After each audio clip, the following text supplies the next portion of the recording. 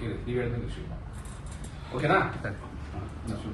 ಬಂಧುಗಳೇ, ಈಗಾಗಲೇ ತಮ್ಮೆಲ್ಲರಿಗೂ ಗೊತ್ತಿದ್ದಾಗೆ ಕರ್ನಾಟಕ ರಾಜ್ಯದಲ್ಲಿ ಸುಮಾರು 30-35 ವರ್ಷಗಳಿಂದ ಒಳ ಮೀಸಲು ಹೋರಾಟ ನಡೀತಾ ಇದೆ.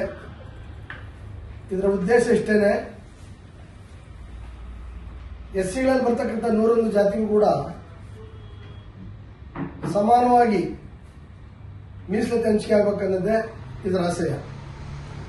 ಈ ಮುಂದುವರೆದ ಭಾಗವಾಗಿ ಈಗಾಗಲೇ ಕರ್ನಾಟಕ ರಾಜ್ಯದಲ್ಲಿ 8-10 ಜನ ಸತ್ತಿದ್ದಾರೆ. ಆಂಧ್ರದಲ್ಲಿ 50 ಜನಕ್ಕೂ ಮೇಲೆ ಸತ್ತಿದ್ರು. ಅದೇ ತರ ತೆಲಂಗಾಣ, ಆಂಧ್ರ, ಪಂಜಾಬ್, ಇದರಲ್ಲಿದ್ದಂಥ ಹರಿಯಾಣ, ಇಲ್ಲೆಲ್ಲ ಕೂಡ ಸಮಸ್ಯೆ ಇತ್ತು. ಈ ಸಮಸ್ಯೆಯನ್ನು ಹಂತವಾಗಿ ಉತ್ತರ ಭಾರತದ ಕಾಂಚೀರಾಮ್ ಸಾಹೇಬರು ದಿಕ್ಕಿಗೆ ಬಗೆಹರಿಸಿದ್ದಾರೆ. ಆದರೆ ಕರ್ನಾಟಕ, ಆಂಧ್ರದಲ್ಲಿ ಈ ಸಮಸ್ಯೆ ಬಗೆಹರಿದಿರಲಿಲ್ಲ.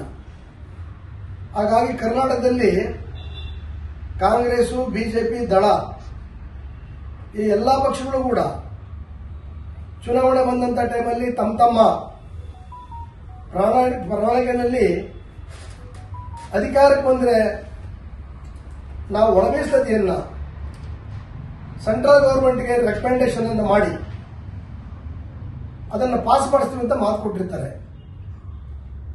ಆದರೆ ದಳ 2 ಸಾರಿ ಅಧಿಕಾರಕ್ಕೆ ಸಿಎಂ ಆದರೂ ಕುಮಾರಸ್ವಾಮಿ ಅವರು ಆ ಸುದ್ದಿ ಎತ್ತಲಿಲ್ಲ.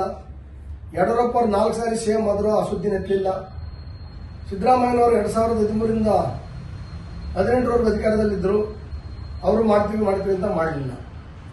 ಇನ್ನು ಬಿಜೆಪಿ 4 ವರ್ಷದಲ್ಲಿ ಅಧಿಕಾರದಲ್ಲಿದ್ದರು. ಬಂದೆ ಬಸವರಾಜ ಬೊಮ್ಮಾಯಿ ಚೀಫ್ ಮಿನಿಸ್ಟರ್ ಆಗಿದ್ದಾಗ ಸುಮಾರು ನಾವೆಲ್ಲ 101 ಉಪಜಾತಿಗಳು 151 ಜಾತಿಗಳು ಸೇರಿ ಫ್ರೀಡಂ ಪಾರ್ಕ್ ಅಲ್ಲಿ 1 ವರ್ಷಗಳ ಕಾಲ ಧರಣಿ ಮಾಡಿದ್ವಿ. ನಮ್ಮ ವಾಲ್ಮೀಕಿ ಸ್ವಾಮಿ, ಲಂಬಾಣಿ ಭವಿಸ್ವಾಮಿ, ಮಾದಾರ ಚೆನ್ನಯ್ಯ, ಈ ಎಲ್ಲ ಸ್ವಾಮಿಗಳ ಜೊತೆಗೆ ನಾವೆಲ್ಲ ಹೋರಾಟವನ್ನು ಮಾಡಿದ್ವಿ. ಏನಂದ್ರೆ ಬೇಡಿಕೆ ಇತ್ತು, 15ರಿಂದ 17% ಎಸ್ಸಿಗೆ, 3ರಿಂದ 7% ಎಸ್ಟಿಗೆ ಅಂತ ಹೋರಾಟ ಮಾಡಿದಂಥ ಸರ್ಕಾರ ಎಸ್ಸಿಗೆ 2%, ಎಸ್ಟಿಗೆ 4% ಕೊಡ್ತು. ಕೊಟ್ಟಾದರೂ ಕೂಡ ಅದನ್ನ ಸೆಂಟ್ರಲ್ ಗವರ್ಮೆಂಟ್ಗೆ ಕಳಿಸಿ 9th ಶೆಡ್ಯೂಲ್ಗೆ ಹಾಕಲಿಲ್ಲ. ಹಂಗಾಗಿ ಅದು ತಿರುಗಿ ಪೆಂಡಿಂಗೇ ನಿಂತ್ಕೊಂಡ್ಬಿಡ್ತು. ಹಾಗಾಗಿ 2023ಕ್ಕೆ ಕಾಂಗ್ರೆಸ್ ಪಕ್ಷ ಚಿತ್ರದುರ್ಗದಲ್ಲಿ ದೊಡ್ಡ ಸಮಾವೇಶವನ್ನು ಮಾಡಿ ಎಸ್ಸಿ ಎಸ್ಟಿನ ನಾವು ಅಧಿಕಾರಕ್ಕೆ ಬಂದು 24 ಗಂಟೆ ಒಳಗಡೆ ಒಳ ಮೀಸಲಾತಿಯನ್ನು ಜಾರಿ ಮಾಡ್ತೀವಿ, ಸೆಂಟ್ರಲ್ ಗವರ್ಮೆಂಟ್ಗೆ ಕಳಿಸ್ಕೊಡ್ತೀವಿ, ಇದನ್ನು ಗ್ಯಾರಂಟಿ ಮಾಡಿಕೊಡ್ತೀವಿ ಅಂತ ಆಶ್ವಾಸನೆ ಕೊಡ್ತು. ಆದರೆ ಅಧಿಕಾರ ಬಂದು 1.5 ವರ್ಷ ಆದರೂ ಕೂಡ ಇದು ಮಾಡಲಿಲ್ಲ. ಈಗಿರುವಾಗ ಎಲ್ಲ ತಾಲೂಕು ಮಟ್ಟ, ಜಿಲ್ಲಾ ಮಟ್ಟ, ರಾಜ್ಯ ಮಟ್ಟದಲ್ಲಿ 100,000 ಲಕ್ಷಾಂತರ ಚಳವಳಿಗಳು ನಡೆದಿದ್ದಾವೆ. 100 ಜನ ಲೀಡರ್ಗಳು ಎಲ್ಲ ಹಂತದ, ಅದು ಇವತ್ತು ದಲಿತ ಸಂಘರ್ಷ ಸಮಿತಿ ಇರ್ಬೋದು, MRHS ಇರ್ಬೋದು, ಮಾದಿಗ ದಂಡೋರ ಇರ್ಬೋದು, ಅಂಬೇಡ್ಕರ್ ಸಂಘಗಳು ಇರ್ಬೋದು, ಕೃಷ್ಣಪ್ಪ ಸಂಘಗಳು ಇರ್ಬೋದು, ಬಹುಜನ ಸಮಾಜ ಪಾರ್ಟಿ, ಆಲ್ ಇಂಡಿಯಾ ಮತ್ತು ಬಹುಜನ ಸಮಾಜ ಪಾರ್ಟಿ ಇರ್ಬೋದು, ಇನ್ನು ಎಲ್ಲ ಹಂತದ ನಮ್ಮ ಎಲ್ಲ ಮುಖಂಡರು ಕೂಡ ಮಾಡ್ಕೊಂಡೇ ಬಂದಿದ್ದಾರೆ. ಆದರೆ ಕಾಂಗ್ರೆಸ್ ತೊಡಗಿ ಕಲಿಯಲಿಲ್ಲ. ಸುಪ್ರೀಂ ಕೋರ್ಟ್ 2024 ಆಗಸ್ಟ್ 1ನೇ ತಾರೀಕು ಒಂದು ಜಡ್ಜ್ಮೆಂಟ್ ಅನ್ನ ಮಾಡ್ತೀವಿ, 7 ಬೆಂಚು.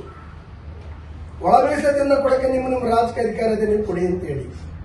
ಅದನ್ನ ಕರ್ನಾಟಕ ಮುಖ್ಯಮಂತ್ರಿ ಕೂಡ ಸ್ವಾಗತ ಮಾಡಿದ್ರು, ಆಂಧ್ರ ಮುಖ್ಯಮಂತ್ರಿ ಮಾಡಿದ್ರು, ತೆಲಂಗಾಣದವರು ಕೂಡ ಮಾಡಿದ್ರು. ಆಂಧ್ರ ಮತ್ತು ತೆಲಂಗಾಣದಲ್ಲಿ ಇದರ ಜಾರಿ ಮಾಡಿಬಿಟ್ರು. ಆದರೆ ಕರ್ನಾಟಕದಲ್ಲಿ ಈ ಆಗಸ್ಟ್ ಬಂದರೆ 2 ವರ್ಷ ಆಗ್ತಾ ಇದೆ, ಇದ್ರ ಬಗ್ಗೆ ಕೂಡ ಮೇನಮೇಷವನ್ನು ತೋರಿಸಿ ಮಾಡಲಿಲ್ಲ.